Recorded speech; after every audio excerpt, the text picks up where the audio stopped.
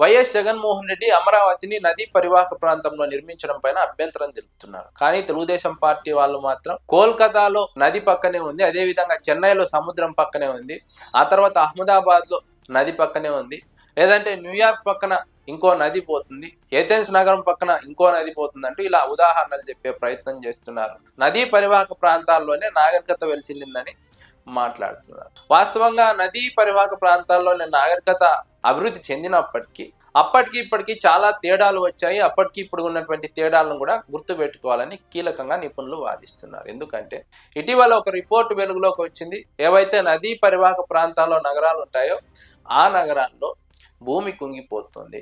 దీనికి ప్రధాన కారణం భూగర్భ జలాలను ఇష్టానుసారంగా తోడటం, అక్కడ జనాభా పెరిగిపోవడం, నగరీకరణ పెరగడం, నగరంలో ఇష్టానుసారంగా నిర్మాణాలు చేపట్టడం, భారీ నిర్మాణాలు చేపట్టడంతో ఆ నిర్మాణాల ఒత్తిడి కారణంగా ఒకవైపు నీరు మొత్తం తోడేయడం కారణంగా భూమి పొరల్లో ఉన్నటువంటి ఆ గ్యాప్లన్నీ కూడా ఈ భారీ నిర్మాణాలతో ఒత్తిడికి గురయ్యి భూమి కుంగిపోతోందని ఒక రిపోర్టు వెల్లడి చేసింది. కోల్కతాలోను, అహ్మదాబాద్లోను, చెన్నైలోను ఇదే విధంగా జరుగుతుందంటూ ఆ రిపోర్ట్లో పేర్కొన్నారు. ప్రపంచవ్యాప్తంగా చాలా నగరాల్లో ఇదే విధంగా జరుగుతున్నప్పటికీ ముఖ్యంగా ఇండియాలో అహ్మదాబాదు, అదే విధంగా కోల్కతా, చెన్నై ఈ మూడు నగరాల్లో రోజు రోజుకు భూమి కుంగిపోతోంది.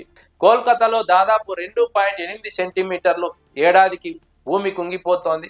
అదేవిధంగా చెన్నైలో కూడా అదే విధంగా భూమి కుంగిపోతోంది. మరోవైపు అహ్మదాబాద్లో దాదాపుగా 4 సెంటీమీటర్లు ప్రతి ఏటా భూమి కుంగిపోతోంది. వీటికి ప్రధాన కారణం భూగర్భ జలాలు తోడటం, నగరీకరణ, అదే విధంగా భారీ నిర్మాణాలు. అయితే అమరావతిని నదీ పరివాహక ప్రాంతంలో కట్టడం వల్ల ఎలాంటి నష్టం లేదు అని చెప్తున్నటువంటి తెలుగుదేశం పార్టీ నాయకుల వాదనను ఈ రిపోర్టు ఖచ్చితంగా తప్పుపడుతుంది. తెలుగుదేశం పార్టీ వాళ్ళు నదీ పరివాహక ప్రాంతంలో కట్టడాన్ని సమర్థించుకుంటున్నారు. అయితే ఇప్పుడు కాకపోయినా భవిష్యత్తులో ఖచ్చితంగా ఇబ్బందులు ఉంటాయి. నగరీకరణ పెరగడం కారణంగా భూగర్భ జలాలు తగ్గిపోతాయి. అదే సమయంలో భారీ నిర్మాణాల కారణంగా భూమిపైన ఒత్తిడి పెరుగుతుంది. ఆ ఒత్తిడి పెరగడం కారణంగా సముద్రం మట్టానికంటే దిగువన భూమి వెళ్తే వరదలకు ఎక్కువగా అవకాశం ఉంటుంది, నియంత్రించలేని వరదలకు అవకాశం ఉంటుంది. ఆ వరదల కారణంగా చాలా భవనాలు రిపేర్లు వస్తాయి, రిపేర్లను కూడా చేయలేనటువంటి పరిస్థితి వస్తుంది. తరచూ ఇలాంటి పరిస్థితి ఏర్పడితే అక్కడ లాంగ్ టర్మ్లో బతకడానికి ఇబ్బంది అవుతుంది, ఒక భద్రతాపరమైన జీవనం అయితే అవకాశం ఉండదని ఈ రిపోర్టు వెల్లడి చేస్తారు. చెన్నైతో పాటు అహ్మదాబాద్, అదేవిధంగా కోల్కతాలో వరదలకు ఎక్కువగా అవకాశం ఉండబోతుంది త్వరలో.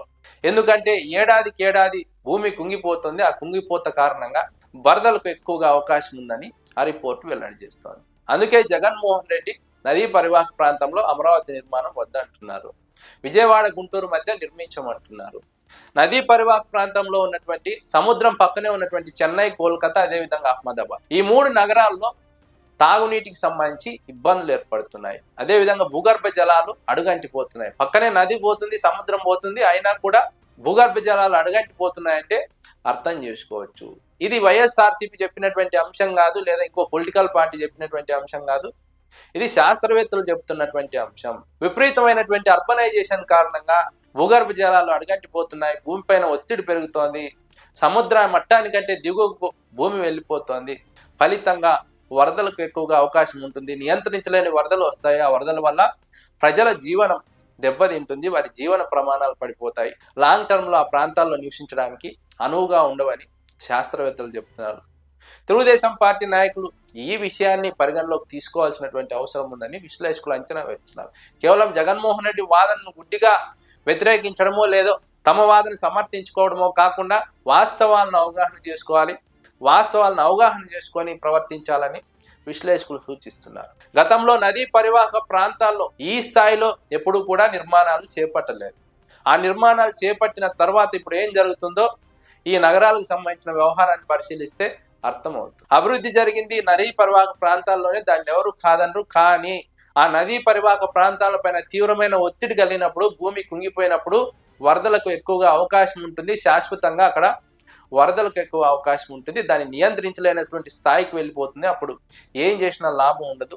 2 లక్షల కోట్లు పెట్టి అమరావతి నిర్మాణానికి పూనుకున్నారు. ఆ స్థాయిలో ఖర్చు ఎందుకు? ఆ స్థాయిలో ఖర్చు చేసి ప్రజల డబ్బును ఇలా మళ్ళీ వరదలకు గురైతే దానివల్ల నష్టపోయేది ప్రజలు మాత్రమే, తెలుగుదేశం పార్టీ వాళ్ళు కాదని విశ్లేషకులు ప్రస్తావిస్తున్నారు.